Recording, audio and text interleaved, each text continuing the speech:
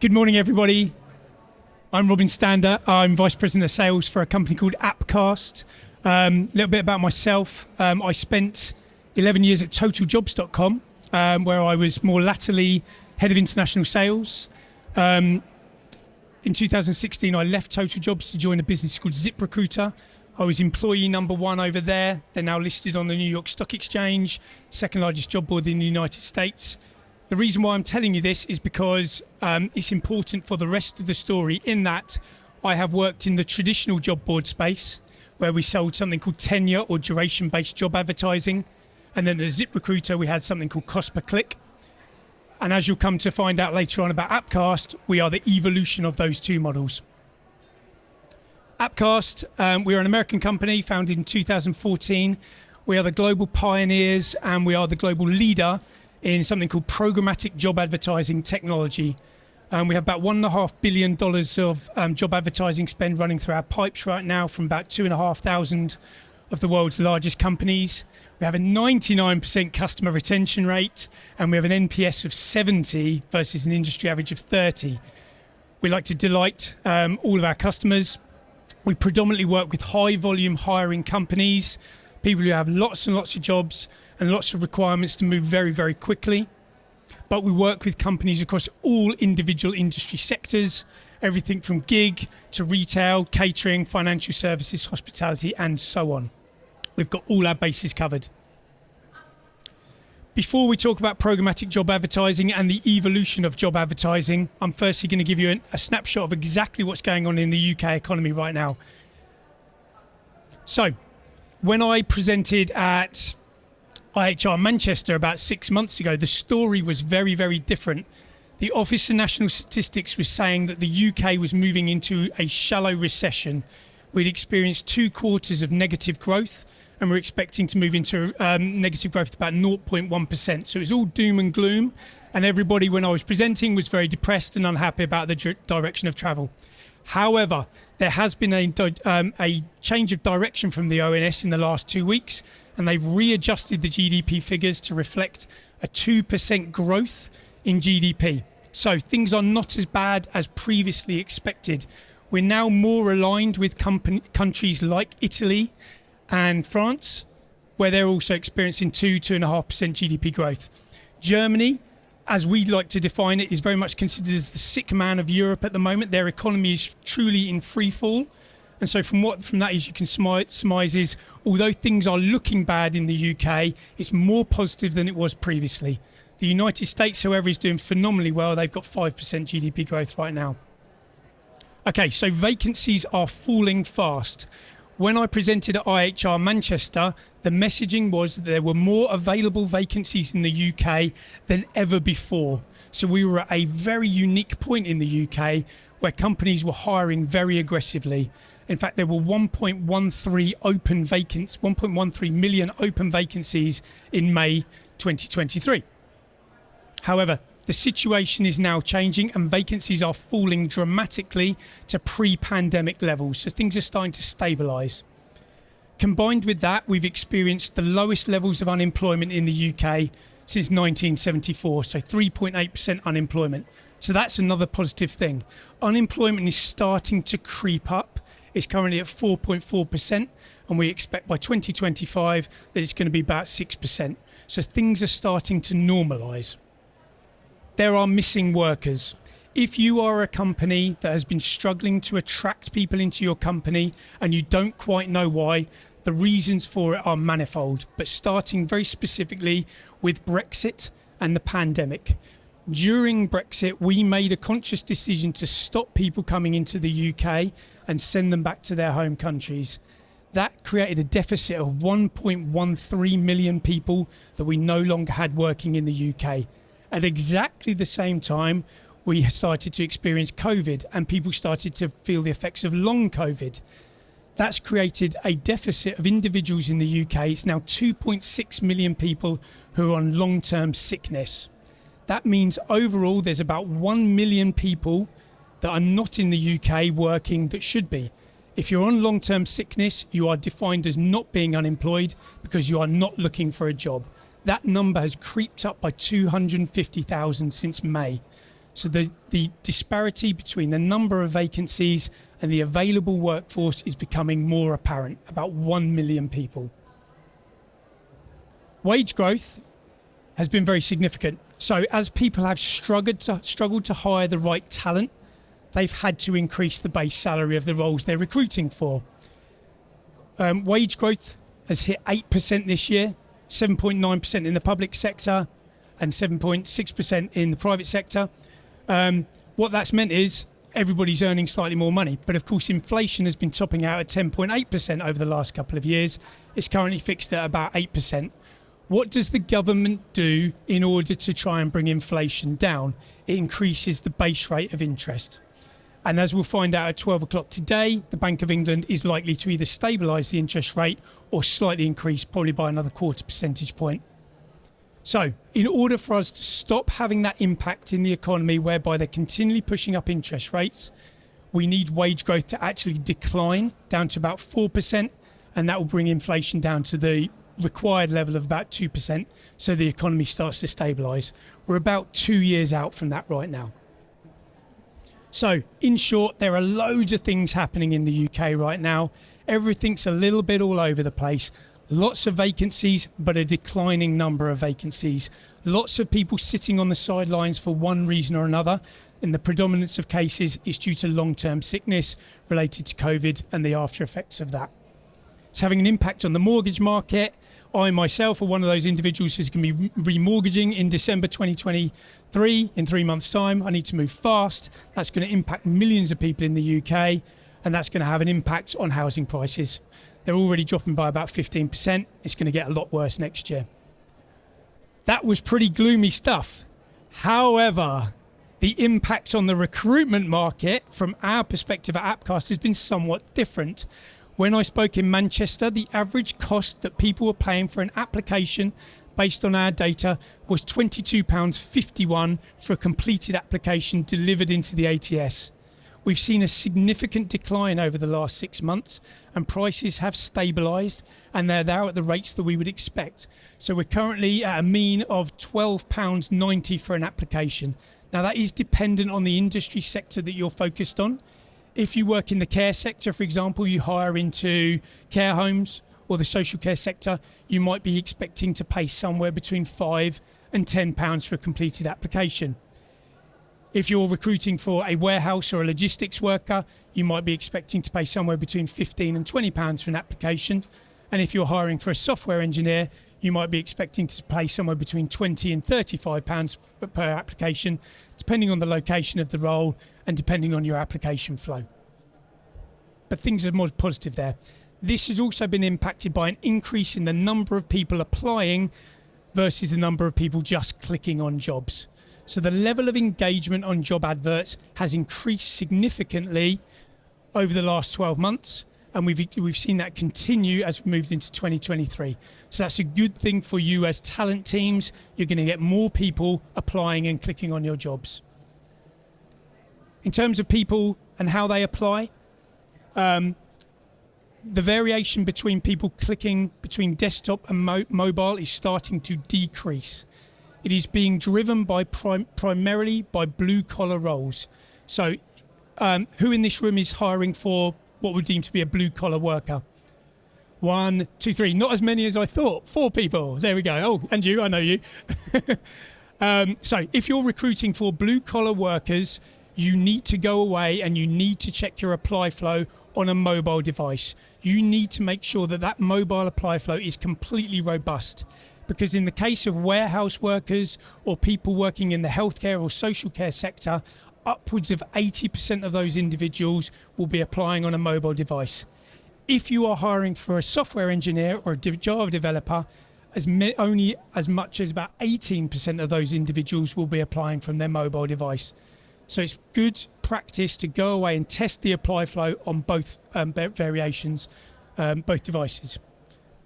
So that's a snapshot of what's going on in the marketplace. Now I'm going to talk to you about what you guys are most interested in. The journey over the last 23 years from traditional based job board advertising to what we do in terms of programmatic job advertising. So who by a show of hands, has previously advertised their roles on one of the big job boards? Everybody. Okay. The conversation may have gone a little bit like this. I'm not offending anybody because I did it for 11 years myself. Company calls you, you pick up the phone, they say, how are you doing? You're having a nice day? You say, great. They tell you which job board they're calling from. They ask you how many vacancies you want to advertise, and you tell them, I've got 50 live roles now. From underneath their desk, they pull out a rate card and they tell you, based on that rate card, 50 jobs is going to cost you £5,000 for that given month. However, because I like you and because it's the end of the month, I'm going to give you a 10% discount if you sign up with me for a period of 12 months. So you go and do that, and you go through a procurement process and you sign a contract, and then you go to the biggest competitor and you do exactly the same thing. And you have 4 or 5 different contracts with different vendors and the different procurement processes, different agreements, potentially different pricing structures. And the outcome of this is you get very different results. Usually what happens is you will post your jobs manually or using a multi-posting tool. The jobs will go live, and after 7 days, you've received a ton of response. But you call up your account manager and you say, hang on a minute, I've received a load of response, but where's the rest of it? And they say, well, what you need to do is you need to go into each and every job and you need to put a load of keywords into the body of the text in order to increase the job's presence on the job board. So you go away and you manually change all the jobs, and it's very, very time consuming, and it has a very nominal difference on the outcome. You get a spurt of applications, and then they try and sell you a different product to get you more applications through. So you end up spending more money than you expected to in the first place. That's how the market has been for the last 23 years. And I hope that many of you will probably sympathise with that situation. In 2011 in the UK, a big American company turned up called Indeed.com. And they offered something called cost per click based advertising. And everybody loved it. Everybody jumped on board. A, because they gave you free traffic as a enticement to use their service. And then they started charging you per click. A fantastic model that's dominated the UK. However, Indeed, and we love them, they are very, very good at spending budget on jobs that are very easy to fill. If you've got an admin role, you might get 300 clicks that you pay for. But you don't need 300 clicks. You need 10 good quality clicks that result in 3 good applications and you make a hire. But you've got a software engineer and you receive 5 clicks, no applications, and there are no hires. So you are left somewhat dissatisfied. Now, I'm not picking on Indeed because there are many other vendors in the market that also do that. That's how the market has always been. However, Appcast and other programmatic vendors have started to move that process forward. And so we offer something called cost per application, and it's applications that are delivered directly into the back end of your ATS. So this is the process. You will come over to our stand after this conversation. It's stand 34, it's just through there, and we will have a conversation. We'll understand exactly what you're trying to achieve as a business. Once you understand exactly what programmatic job advertising is all about, we will pull an XML feed of jobs out of your ATS. We do that work. You don't need to do that. We ingest the jobs into our UI. Now we've got access to all of your jobs in one place.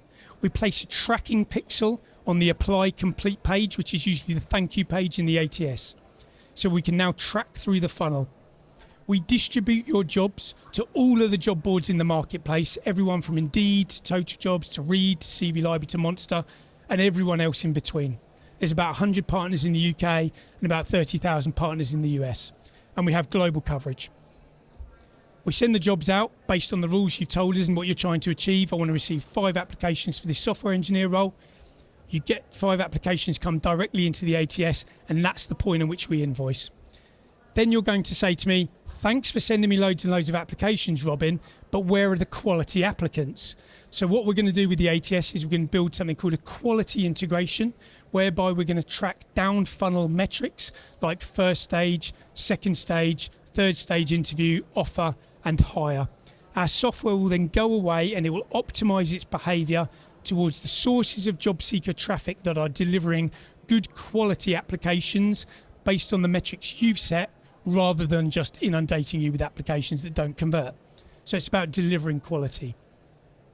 This is what the network looks like, and if you speak to any of the other programmatic vendors, they will say something similar. There are some individual nuances that other people can't necessarily power, but it's about engaging with a very, very wide mix of job boards rather than putting all of your eggs in one or two individual baskets. Because guess what? If Indeed decide to stop advertising on the television, or Total Jobs decide to stop doing their radio advertising in the north of England, their traffic delivery slumps, and you are beholden to that. If, however, you've put your eggs in lots and lots of baskets, it doesn't matter whether someone's traffic goes down because we find it elsewhere. So it's about reducing your risk. The other thing about reducing risk is when you work on a cost per click model, you are paying for clicks that don't convert. With cost per application, we are the ones paying for the clicks, and therefore if someone sends 1,000 clicks through that don't convert to an application, I'm still going to pay them for it, but I don't invoice you anything. And so that's where the magic really happens.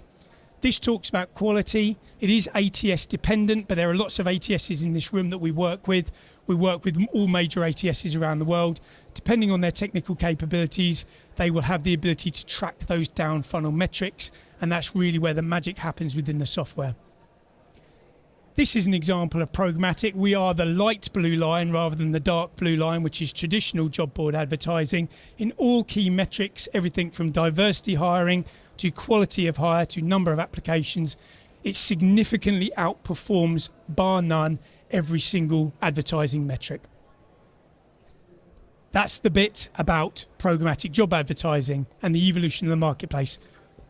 I'm going to finish up by talking about things that you can do as recruitment teams in order to increase the number of candidates coming through to your site.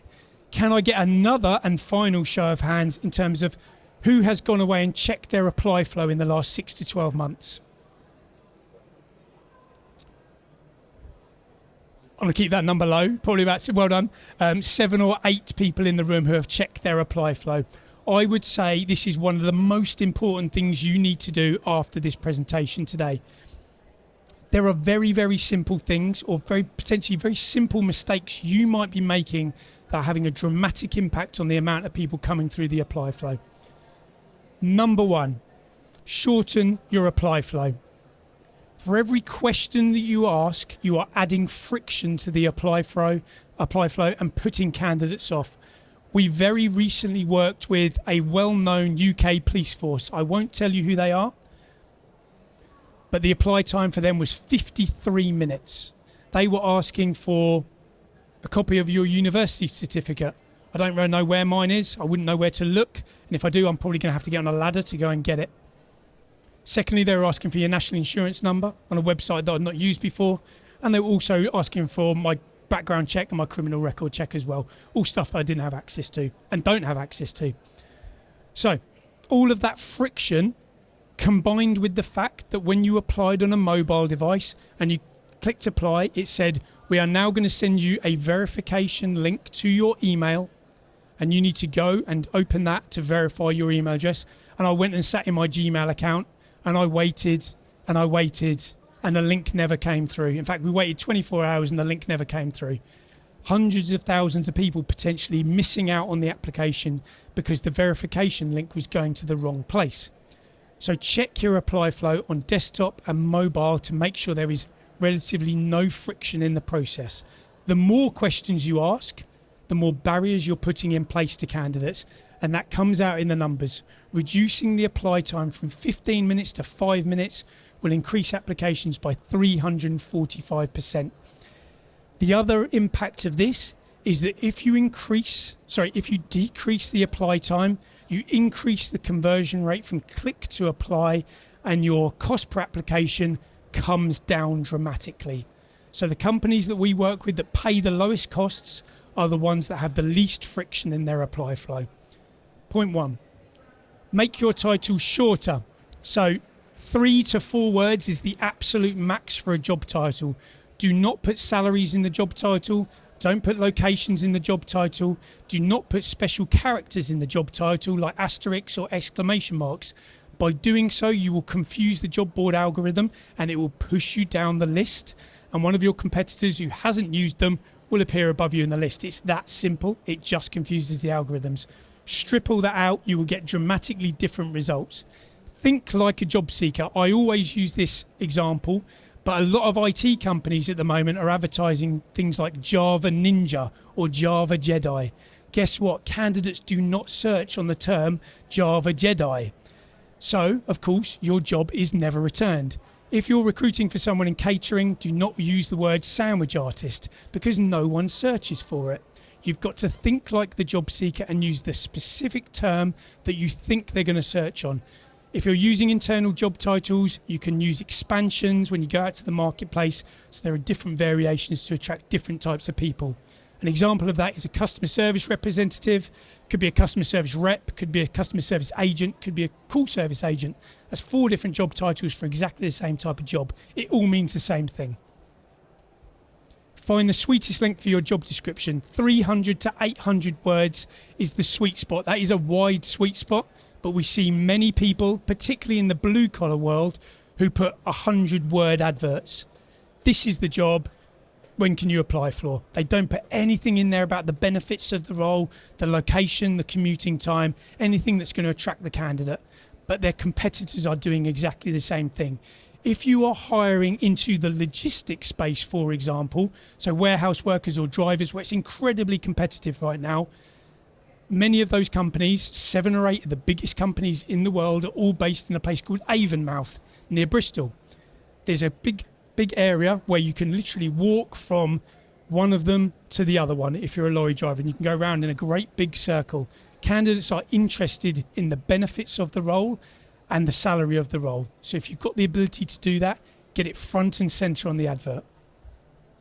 Fish when the fish are biting. Candidates are more active on a Monday, a Tuesday and a Wednesday. On a Thursday, candidate delivery starts to decline. On a Friday, it comes down more. On Saturday, it falls off a cliff and then it starts to come back on a Sunday. However, the individual nuance that we've seen since the pandemic is that blue collar workers who are using their mobile devices will now apply at any time in the week. And actually traffic delivery has stabilised on a Saturday for blue collar workers. So it's actually consistent with a Tuesday and a Wednesday. So you've got to think like a job seeker. If you are buying programmatic job advertising, then you can actually bid up at particular times of the week. You can increase your bid to increase your exposure at particular times and then drop your bids back down again. And again, that's the role of the support team that you'll work with any programmatic vendor. They will be there to boost the response. Final point, including benefits. Adding 2 benefits can increase applications by 55%, and every single benefit you add will have a benefit to the candidate flow. Those are things from salary to location and commutable distance, all the way down the funnel to things like free coffee, pool table, whatever it may be. Everything is important and may make you stand out from the competition. Go away and check your Glassdoor rating as well.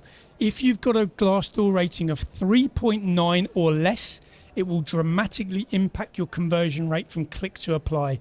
If you work in the healthcare space, for example, it is incredibly competitive. Everybody's offering exactly the same base salary, £9.55 an hour, dependent on the location. And so if people are looking for the best brand, they will go to Glassdoor and they will look at your rating and see how other employees have perceived it. That will have a direct bearing on your ability to convert candidates through the funnel. That's it from me. That man there is sitting at the back of the room. I didn't know you were going to be here. Either way, Rowan's had extensive experience of working with us in the past, so he's a keen advocate. We're right through there. There's 3 of us over. Come over, ask any questions, find out a little bit more about what we do, and we can also give you a bit more impact on overview of what's going on in the economic landscape. Thank you for your time. Thank you for listening. Chantel.